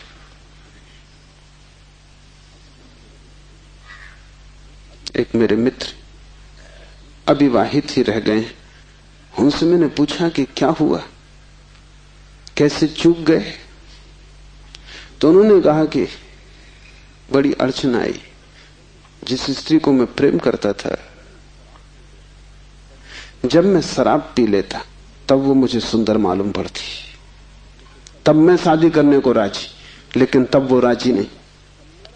और जब मैं होश में होता तब मैं राजी नहीं, तब वो राजी होती थी। इसलिए चूक गए, कोई उपाय ना हुआ, मेल ना हो सका। तुम जब भी आंख खोल कर देखोगे सब तरफ कुरूपता और दुख पाओगे। जब तुम बेहोश होते हो तब सब ठीक लगता है। इसलिए तुम्हें तकलीफ मालूम पड़ती, चैतन्य आत्मा असंभव। इसलिए दुख से गुजरना होगा। उसको ही तपश्चर्या कहा है। जब कोई व्यक्ति जागना शुरू करता है तो पहले तो उसे दुख में से ही गुजरना होगा, क्योंकि तुमने जन्मों जन्मों तक दुख अपने चारों तरफ निर्मित किए हैं। कौन उनसे गुजरेगा तुम अगर न गुजरे तो? इसको हमने कर्म कहा है। कर्म का कुल इतना ही अर्थ है कि जन्मों जन्मों तक हमने चारों तरफ दुख निर्मित किए, जाने अनजाने हमने दुख की फसल बोई है, काटेगा कौन? तो जब भी तुम होश में आते हो तुम्हें फसल दिखाई पड़ती, बड़ी लंबी, इस खेत से तुम्हें गुजरना पड़ेगा। डर के मारे तुम वहीं बैठ जाते हो, फिर आंख बंद करके शराब पी लेते हो कि ये तो बहुत झंझट का काम है। लेकिन जितनी तुम शराब पीते हो उतनी ये फसल बढ़ती जाती। हर जन्म तुम्हारे कर्म की श्रृंखला में कुछ और जोड़ जाता है, घटाता नहीं। तुम और भी गर्त में उतर जाते हो, नरक और करीब आ जाता है। होश से भरोगे तो पहला तो घटना ये घटने ही वाली है कि तुम्हारे जीवन में चारों तरफ दुख दिखाई पड़ेगा, नरक, क्योंकि तुमने वो निर्मित किया है। और अगर तुमने हिम्मत रखी, साहस रखा और तुम उस दुख से गुजर गए, तो जिस दुख से तुम सचेतन रूप से गुजर जाओगे वो फसल कट गई। उन दुखों से तुम्हें न गुजरना पड़ेगा फिर। और अगर एक बार तुम सारी दुख की श्रृंखला से गुजर जाओ, कर्म की श्रृंखला से, क्योंकि वो तुम्हारी आत्मा के चारों तरफ बंधी हुई जंजीरें, अगर तुम उन सब से गुजर जाओ और होश न खो और हिम्मत जारी रखो कि कोई फिक्र नहीं, जितना दुख मैंने पैदा किया है मैं गुजरूंगा, मैं अंत तक जाऊंगा। मैं उस प्रथम घड़ी तक जाना चाहता हूं जब मैं निर्दोष था और दुख की यात्रा शुरू ना हुई थी, जब मेरी आत्मा परम पवित्र थी और मैंने कुछ भी संग्रह न किया था दुख का। मैं उस समय तक प्रवेश करूंगा ही, चाहे कुछ भी परिणाम हो, कितना ही दुख, कितनी ही पीड़ा। अगर तुमने इतना साहस रखा तो आज नहीं कल दुख से पार होकर तुम उस जगह पहुंच जाओगे जहां शिव का सूत्र तुम्हें समझ में आएगा, चैतन्य आत्मा है। और एक बार तुम अपने भीतर के चैतन्य में प्रतिष्ठित हो जाओ,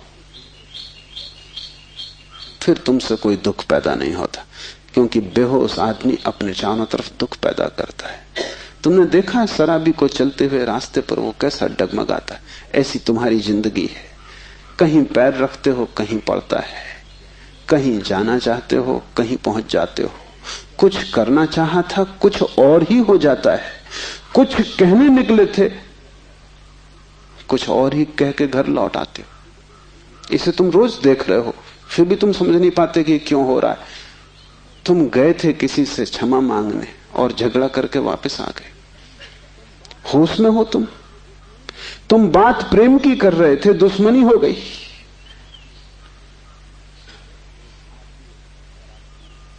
एक आदमी शराब पिए आकाश की तरफ देखता हुआ चला जा रहा था। एक कार उसके पास से निकली, बामुश्किल ड्राइवर बचा पाया। गाड़ी रोक के ड्राइवर ने कहा, महानुभाव, अगर आप नहीं देखते वहां जहां आप जा रहे हैं तो फिर आप वहीं चले जाएंगे जहां आप देख रहे हैं।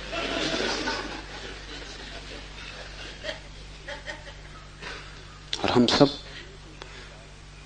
हमें कुछ पता भी नहीं कि हम कहां जा रहे हैं, क्यों जा रहे हैं, कहां देख रहे हैं, क्यों देख रहे हैं, चले जा रहे हैं। क्योंकि एक बेचैनी है भीतर जो बैठने भी नहीं देती, एक शक्ति है भीतर जो चलाए चली जाती है। फिर हम जो भी करते वो सबके उल्टे परिणाम आते हैं। लोग मेरे पास आते हैं, वो कहते हैं हमने बदी तो कभी की नहीं, नेकी की और फल बदी मिल रहा है। ऐसा हो नहीं सकता कि तुम नेकी करो फल में बदी मिले। ऐसा हो नहीं सकता कि तुम आम के बीज बो और नीम के फल लगे। ऐसा हो नहीं सकता। इतना ही हो सकता है कि तुम ऐसे बेहोशी में बोए होगे, बोए तुमने नीम के ही फल, तुम होश में न थे, क्योंकि वृक्ष थोड़ी झूठ बोलेगा। तुम ही कहीं बोते वक्त भूल में पड़े होगे। तुम जब नेकी भी करते हो तब भी तुम्हारा नेकी करने का मन नहीं होता। तुम सच भी बोलते हो तो तुम दूसरे को चोट पहुंचाने के लिए सच बोलते हो। तुम सच बोलते हो दूसरे के अपमान के लिए। तुम सच बोलते हो जैसे तुम सच का उपयोग एक घातक हथियार की तरह कर रहे हो। तुम्हारे सत्य कड़वे होते, सत्य के कड़वे होने की कोई भी जरूरत नहीं, लेकिन मजा तुम्हें कड़वेपन में है, सत्य में तुम्हें मजा भी नहीं। तुम्हारा झूठ सदा मीठा होता है, तुम्हारा सत्य सदा कड़वा होता है। बात क्या है? क्या कड़वापन सत्य का स्वभाव है? क्या मिठास झूठ का हिस्सा है? नहीं। झूठ को तुम चलाना चाहते हो, तुम उसे मीठा बनाते हो, क्योंकि अगर वो मीठा ना होगा तो चलेगा नहीं। एक तो झूठ चलना मुश्किल, मिठास के सहारे ही चलेगा। जैसे कड़वी दवा की गोली पर हम मीठी परत चढ़ा देते, बच्चा मीठी गोली समझ के खा लेता है, और जब तक कड़वेपन का पता चलता है तब तक गोली भीतर जा चुकी है। तुम झूठ को मीठा बनाते हो क्योंकि तुम झूठ चलाना चाहते हो। तुम सत्य को कड़वा बनाते हो क्योंकि सत्य से तुम केवल चोट करना चाहते हो, उसको चलाना नहीं चाहते। तुम सत्य बोलते ही तब हो जब तुम सत्य का इस तरह उपयोग कर सको कि वो झूठ से बदतर साबित हो, तभी तुम बोलते हो। तुम बेहोश हो, तुम्हारे कृत्यों का तुम्हें कुछ पता नहीं है कि तुम क्या कर रहे हो। इसे थोड़ा होश पूर्वक देखना शुरू करो। जो तुम बोलना चाहते हो वही बोले, या तुम कुछ और बोल गए? क्या तुमने यही सोचा था बोलने के लिए जो तुम बोले? मार्क ट्वेन लौटता था एक रात, उसकी पत्नी ने पूछा, घर आया, पत्नी ने पूछा कैसा रहा व्याख्यान? वो व्याख्यान देने गया था। उसने कहा कौन सा व्याख्यान? जो मैंने तैयार किया था वो। या जो मैंने वहां दिया वो, या जो मैं चाहता था कि देता वो? कौन सा व्याख्यान? एक तो आदमी तैयार करता है और एक आदमी फिर जो देता है, उसमें बड़ा फर्क है। और फिर एक जो घर लौटते वक्त तो सोचता है दिया होता है। वो तीनों अलग अलग हैं। होश में हो, सब निशाने तुम्हारे चूक जाते हैं। तुम्हारी जिंदगी में कभी भी कोई निशाना लगा? आंख बंद करके भी आदमी तीर चलाता रहे तो कभी ना कभी निशाना लगेगा। मैंने सुना है कि अगर बंद घड़ी भी दीवार पर टंगी रहे तो 24 घंटे में 2 बार सही समय बताएगी। तुम्हारी जिंदगी में ऐसा भी नहीं आया कि 2 बार भी तुमने सही समय बताया होता। तुम बंद घड़ी से गए बीते हो। अंधेरे में भी आदमी तीर चलाता रहे तो कभी ना कभी निशान पे लग जाएगा। तुम खुली आंख से होश में प्रकाश में तीर चलाते हो, कभी निशाने पे नहीं लगता। क्या बात होगी? मुल्ला नसरुद्दीन को बड़ा शौक था हिरन की शिकार करने का। तीसरी बार जब वो शिकार करने जंगल पहुंचा और जंगल के विश्राम गृह में उसने अपना सामान रखा और तैयारी की, और जब सूटकेस खोला तो उसमें एक बड़ी फोटो रखी थी और पत्नी ने उस फोटो के नीचे लिखा था, मुल्ला हिरन इस तरह का होता है। उन्हें शिकार का शौक था लेकिन हिरन का पता नहीं था। तुम कुछ भी मार मूर के घर आ जाओगे, हिरन ठीक से फोटो देख लेना। तुम सब जगह चूक गए हो, वही तुम्हारे जीवन का दुख है। और चूकने का कुल कारण है कि तुम होश में नहीं हो। इसलिए जो भी करो होश पूर्वक करो। उठो तो भी होश पूर्वक, चलो तो भी होश पूर्वक। महावीर ने कहा है विवेक से चलो, विवेक से बैठो, विवेक से भोजन करो, विवेक से बोलो, विवेक से सो तक। महावीर से कोई पूछता है कि साधु कौन, तो महावीर ने कहा जो अमूर्छित है। और असाधु कौन, तो महावीर ने कहा जो मूर्छित है। जो सोया सोया जी रहा है वो असाधु, जो जागा जागा जी रहा है वो साधु। यही शिव कह रहे हैं, चैतन्य आत्मा। चैतन्य को बढ़ाओ, धीरे धीरे आत्मा की झलक तुम्हारे जीवन में आनी निश्चित है। दूसरा सूत्र है ज्ञानम बंधा। ज्ञान बंध है। बड़ी हैरानी का सूत्र है। ज्ञान के बहुत अर्थ हैं। एक तो जब तक तुम इस ज्ञान से भरे हो कि मैं हूं, तब तक तुम अज्ञान में रहोगे, क्योंकि मैं अज्ञान है, अहंकार अज्ञान है। जिस दिन तुम आत्मा से भरोगे उस दिन हूंपन तो रहेगा, मैंपन नहीं रहेगा। मैं हूं, इसमें से मैं तो कट जाएगा, सिर्फ हूं रहेगा।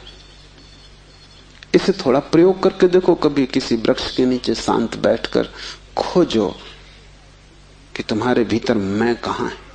तुम कहीं भी ना पाओगे। हूं तो तुम सब जगह पाओगे, मैं तुम कहीं भी ना पाओगे। सब जगह तुम्हें अस्तित्व मिलेगा, लेकिन अस्तित्व के साथ अहंकार तुम्हें कहीं भी ना मिलेगा। अहंकार तुम्हारी निर्मिति है, वो तुम्हारा बनाया हुआ है, वो झूठा है, वो असत्य है, उससे ज्यादा अप्रामाणिक और कुछ भी नहीं।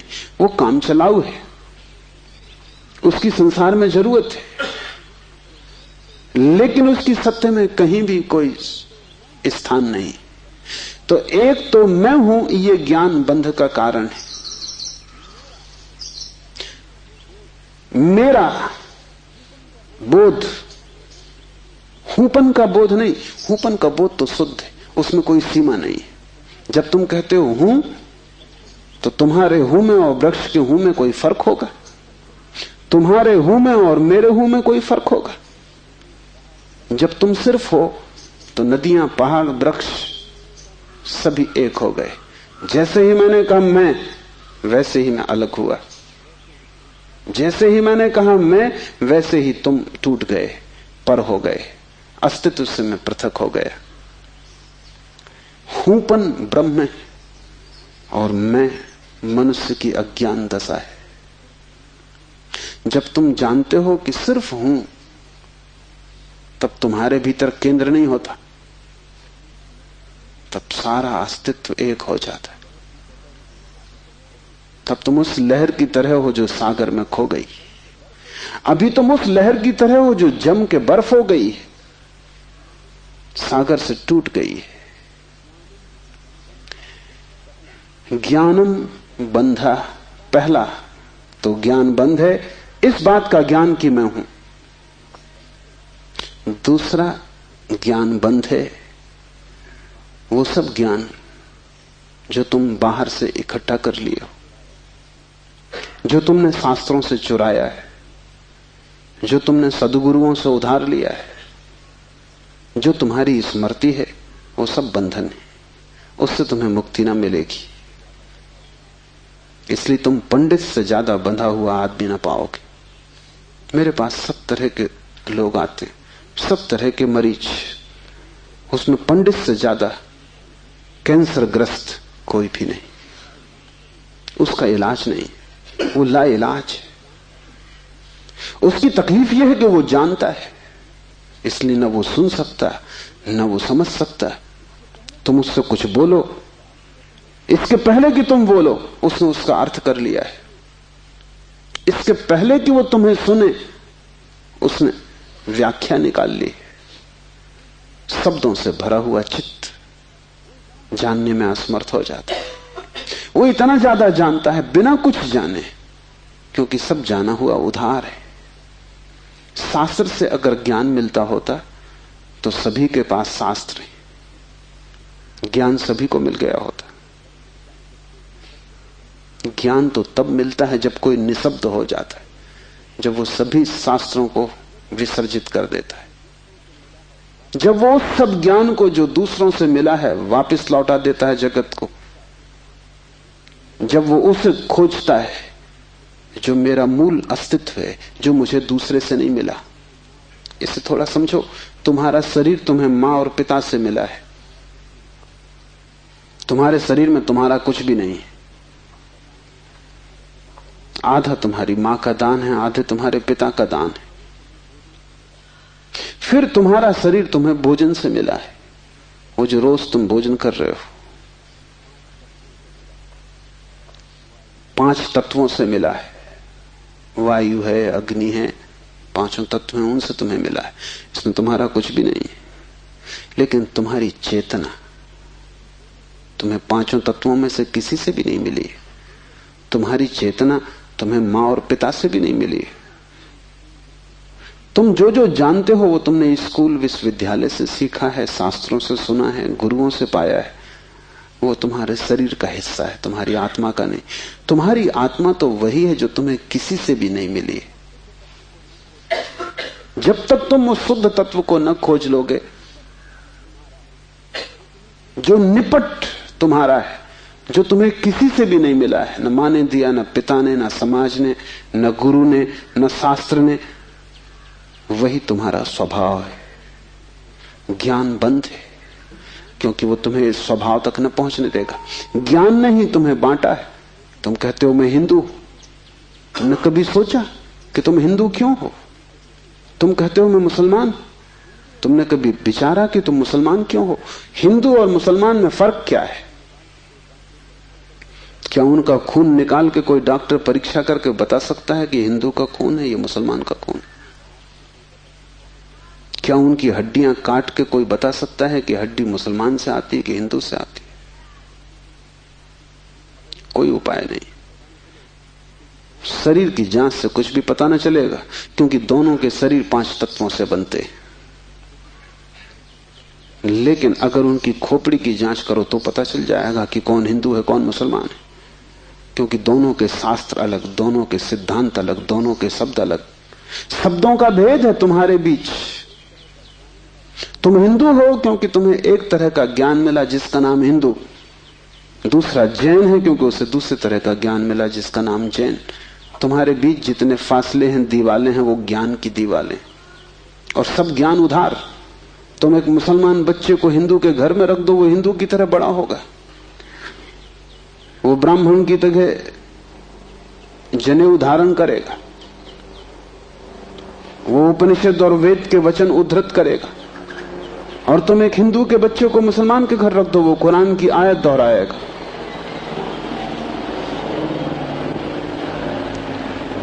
ज्ञान तुम्हें बांटता है, क्योंकि ज्ञान तुम्हारे चारों तरफ एक दीवार खींच देता है, और ज्ञान तुम्हें लड़ाता है, और ज्ञान तुम्हारे जीवन में वैमनस्य और शत्रुता पैदा करता है। थोड़ी देर को सोचो, अगर तुम्हें कुछ भी ना सिखाया जाए कि तुम हिंदू हो या मुसलमान या जैन या पारसी, तो तुम क्या करोगे? तुम बड़े होगे एक मनुष्य की भांति। तुम्हारे बीच कोई दीवार ना होगी। दुनिया में कोई 300 धर्म है, 300 कारागृह, और हर आदमी पैदा होते से एक कारागृह या दूसरे कारागृह में डाल दिया जाता है। और पंडित पुरोहित बड़ी चेष्टा करते हैं कि बच्चे पर जल्दी से जल्दी कब्जा हो जाए। उसको वो धर्म शिक्षा कहते हैं। उससे ज्यादा अधर्म और कुछ भी नहीं है। वो उसको धर्म शिक्षा कहते हैं। 7 साल के पहले बच्चे को पकड़ लें, क्योंकि 7 साल का बच्चा अगर बड़ा हो गया तो फिर पकड़ना रोज रोज मुश्किल होता जाएगा। और बच्चे को अगर थोड़ा भी बोध आ गया तो फिर वो सवाल उठाने लगेगा, और सवालों का जवाब पंडितों के पास बिल्कुल नहीं है। पंडित सिर्फ मूढ़ों को तृप्त कर पाते हैं। जितनी कम बुद्धि का आदमी हो, पंडित से उतनी जल्दी तृप्त हो जाता है। वो एक प्रश्न पूछता, उत्तर मिल जाता है। तुम जाते हो पंडित से पूछते हो संसार को किसने बनाया, वो कहता भगवान ने। तुम प्रसन्न घर लौटाते हो बिना पूछे कि भगवान को किसने बनाया। अगर तुम दूसरा प्रश्न पूछते, पंडित नाराज हो जाता, क्योंकि उसका उसे भी पता नहीं, किताब में वो लिखा नहीं। और फिर झंझट की बात है, परमात्मा को किसने बनाया। फिर तुम पूछते ही चले जाओगे, वो कोई भी जवाब दे, तुम पूछोगे उसको किसने बनाया। अगर गौर से देखो तो तुम्हारे पहले सवाल का जवाब दिया नहीं गया है। पंडित ने तुम्हें सिर्फ संतुष्ट कर दिया क्योंकि तुम बहुत बुद्धिमान नहीं। और बच्चे अबोध, उनका अभी तर्क नहीं जगा, विचार नहीं जगा, अभी वो प्रश्न नहीं पूछ सकते। अभी तुम जो भी कचरा उनके दिमाग में डाल दो, वो उसे स्वीकार कर लेंगे। बच्चे सभी को स्वीकार कर लेते हैं, क्योंकि वो सोचते हैं जो भी दिया जा रहा है वो सभी ठीक है। बच्चा ज्यादा सवाल नहीं उठा सकता, सवाल उठाने के लिए थोड़ी प्रौढ़ता चाहिए। इसलिए सभी धर्म बच्चों की गर्दन पकड़ लेते हैं और फांसी लगा देते। फांसी बड़ी सुंदर है। किसी के गले में बाइबल लटकी है, किसी के गले में समयसार लटका है, किसी के गले में कुरान लटकी है, किसी के गले में गीता लटकी। ये इतने प्रीतिकर बंधन है कि इनको छोड़ने की हिम्मत फिर जुटानी बहुत मुश्किल है। और जब भी तुम इन्हें छोड़ना चाहोगे, एक खतरा सामने आ जाएगा, क्योंकि इन्हें छोड़ा तो तुम अज्ञानी। क्योंकि जैसे तुम इनको छोड़ोगे, तुम पाओगे मैं तो कुछ जानता नहीं, बस ये किताब सारी संपदा है, इसको संभालो। अपने अज्ञान को छिपाने का यही तो एक उपाय है। लेकिन अज्ञान छिपने से अगर मिटता होता तो बड़ी आसान बात हो गई होती। अज्ञान छिपने से बढ़ता है, जैसे कोई अपने घाव को छिपा ले, उससे कुछ मिटेगा नहीं। घाव और भीतर भीतर बढ़ेगा, मवाद पूरे शरीर में फैल जाएगी। शिव कहते हैं ज्ञान बंद है। ज्ञान सीखा हुआ, ज्ञान उधार, ज्ञान दूसरे से लिया हुआ बंधन का कारण है। तुम उस सब को छोड़ देना जो दूसरे से मिला है। तुम उसकी तलाश करना जो तुम्हें किसी से भी नहीं मिला। तुम उसकी खोज में निकलना, उस चेहरे की खोज में जो तुम्हारा है।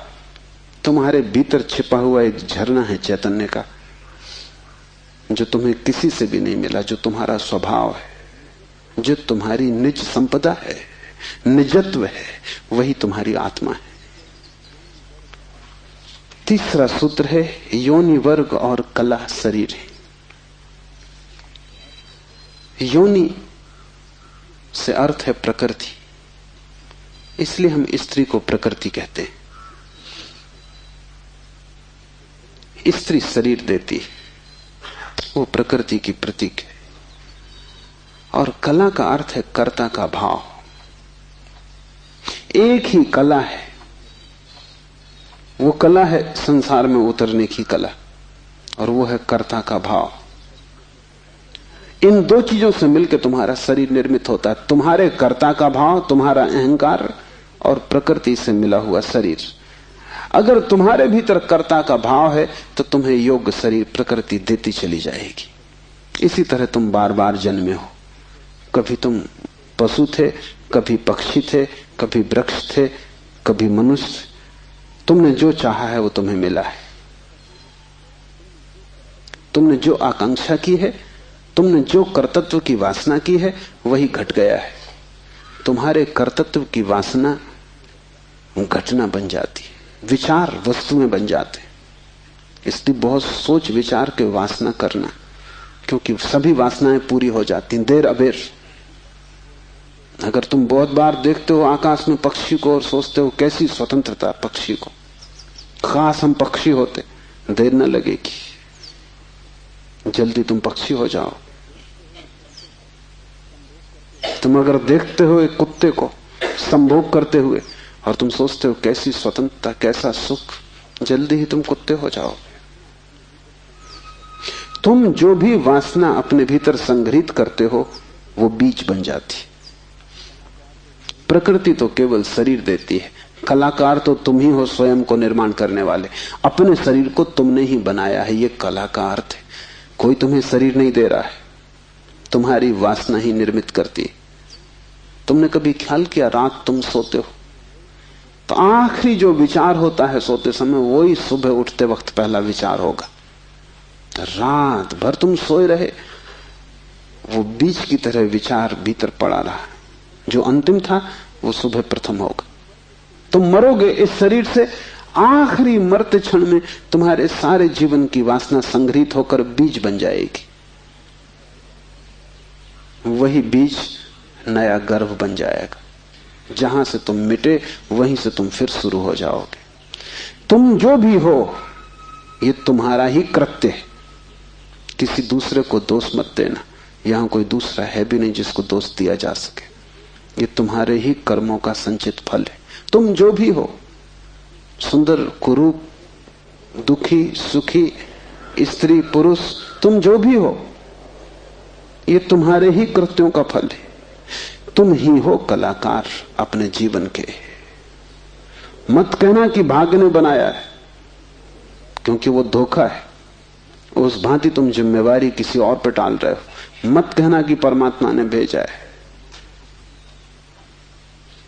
तुम परमात्मा पर जिम्मेदारी मत डालना, क्योंकि ये तरकीब है खुद के दायित्व से बचने की। इस कारागृह में तुम अपने ही कारण हो। जो व्यक्ति इस बात को ठीक से समझ लेता है कि अपने ही कारण मैं यहां हूं, उसके जीवन में क्रांति शुरू हो जाती। शिव कह रहे हैं योनि वर्ग और कला शरीर है। प्रकृति तो सिर्फ योनि है,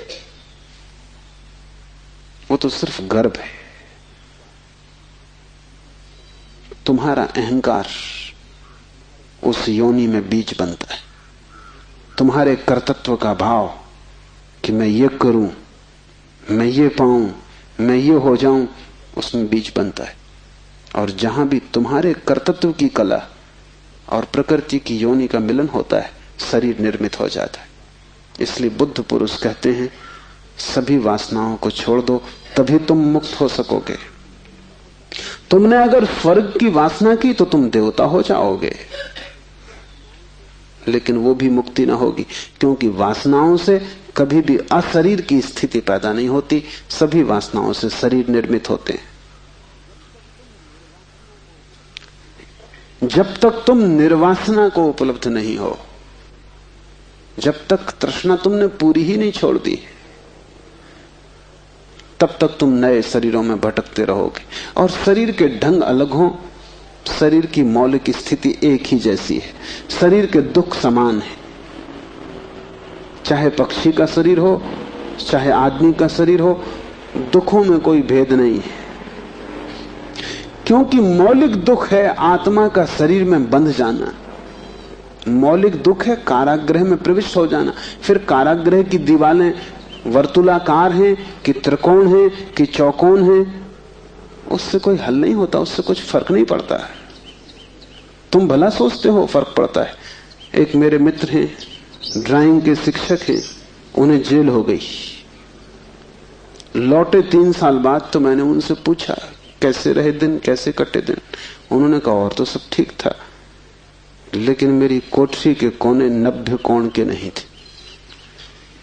वो ड्राइंग के शिक्षक हैं, उनकी बुद्धि, वो 90 कोण के नहीं थे कोठरी के कोने।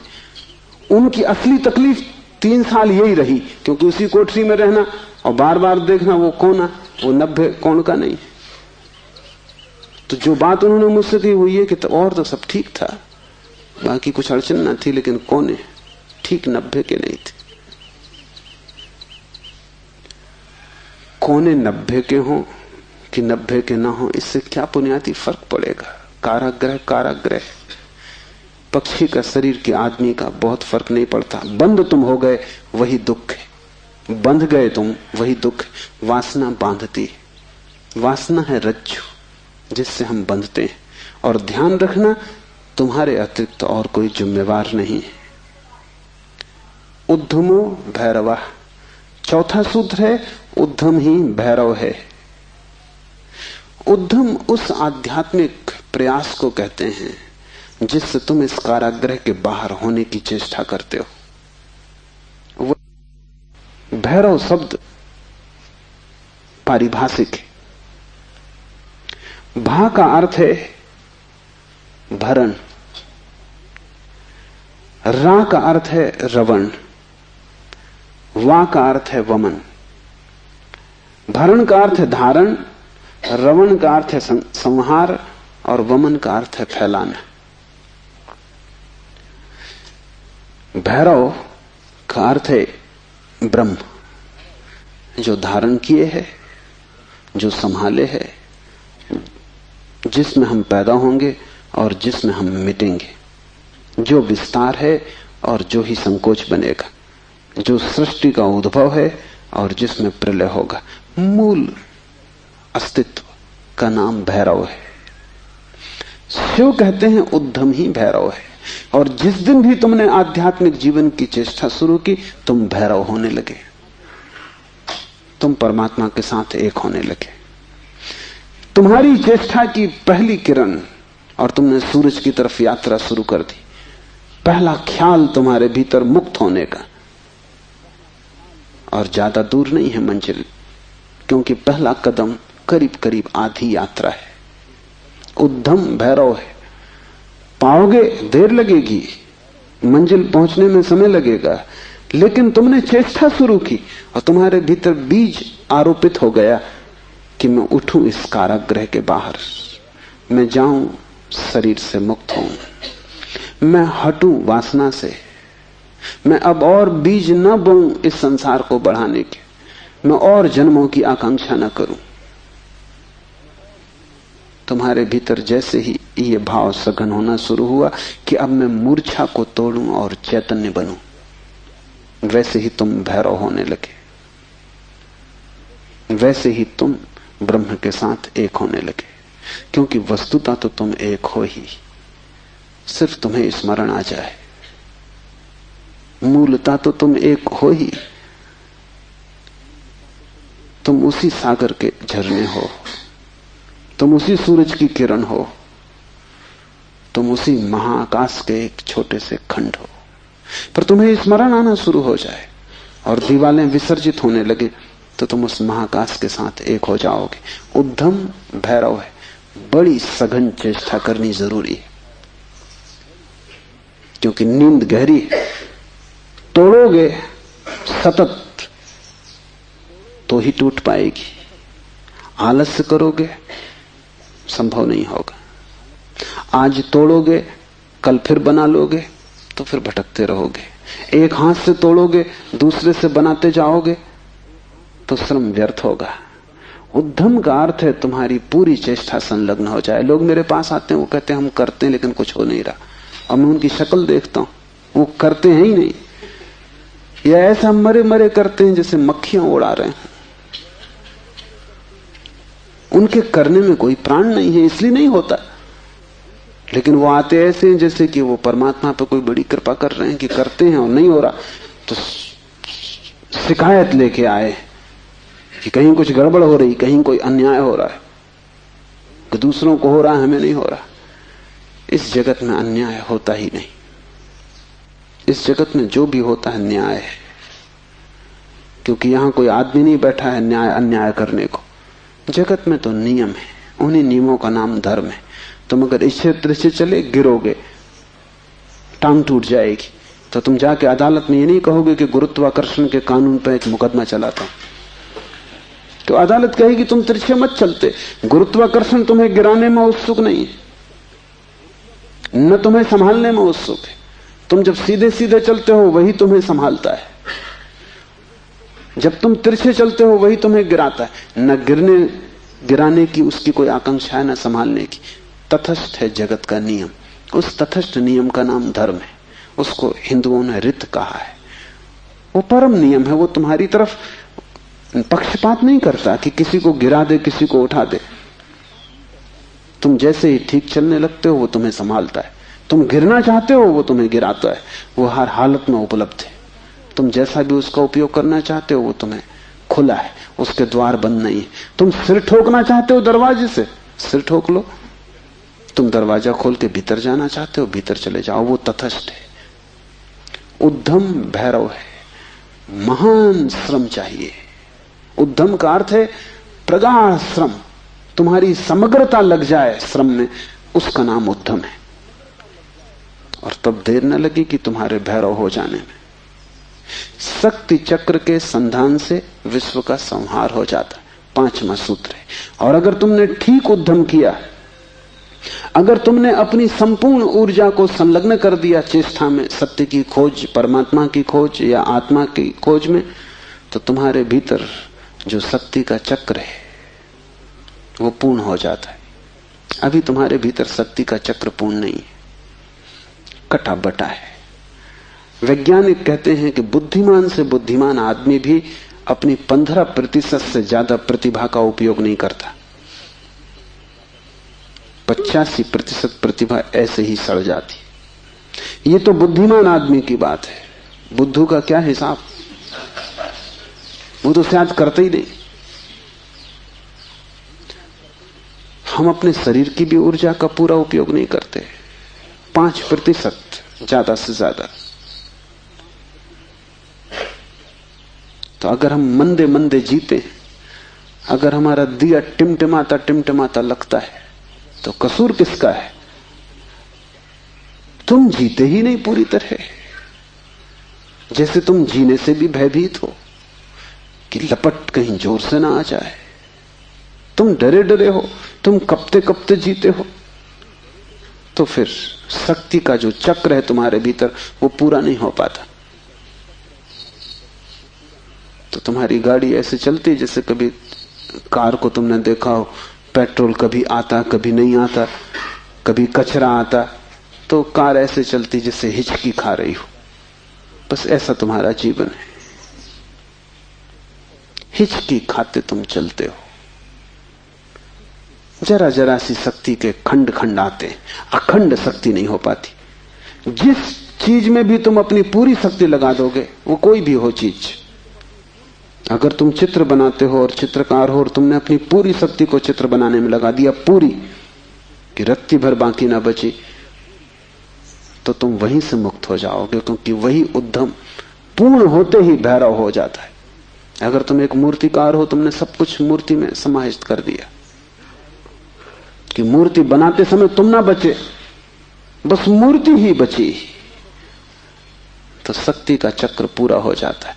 जब तुम पूरी शक्ति को निमज्जित करते हो किसी भी कृत्य में, वही ध्यान हो जाता है। भैरव निकट, मंदिर पास आ गया। 5वां सूत्र है शक्ति चक्र के संधान से विश्व का संहार हो जाता है। और जब भी तुम्हारी शक्ति का चक्र पूरा होता है, टोटल, समग्र, अंश अंश नहीं, पूर्ण, उसी क्षण तुम्हारे लिए विश्व समाप्त हो गया। तुम्हारे लिए फिर कोई संसार नहीं। तुम परमात्मा हो गए, तुम भैरव हो गए, तुम मुक्त हो। फिर तुम्हारे लिए न कोई बंधन है, न कोई शरीर है, न कोई संसार है। पूर्ण शक्ति का प्रयोग स्मरण रखना, इस समाधि साधना शिविर में अगर तुमने पूरी शक्ति को लगाया, ऐसे ही ऊपर ऊपर नहीं ध्यान किए, पूरी शक्ति लगा दी, तो तुम अनुभव करोगे कि जिस क्षण शक्ति पूरी लग जाएगी उसी क्षण, फिर क्षण भर की देर नहीं लगती, अचानक संसार खो जाता है, परमात्मा सामने आ जाता है। तुम्हारी शक्ति का पूरा लग जाना ही तुम्हारे जीवन की क्रांति हो जाती, फिर संसार की तरफ पीठ, परमात्मा की तरफ मुंह हो जाता है। इसकी तुम्हें एक झलक भी मिल जाए तो फिर तुम वही ना हो सकोगे जो तुम पहले थे। उसकी एक झलक काफी, फिर तुम्हारा जीवन उसी यात्रा में संलग्न हो जाए। तो ध्यान रखना, यहां पूरा अपने को डुबाना तो ही कुछ हो सकेगा।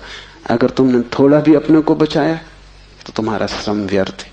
जब तक श्रम उद्यम ना बन जाए, पूर्ण टोटल एफर्ट ना बन जाए, तब तक भैरव की उपलब्धि नहीं। आज इतना ही।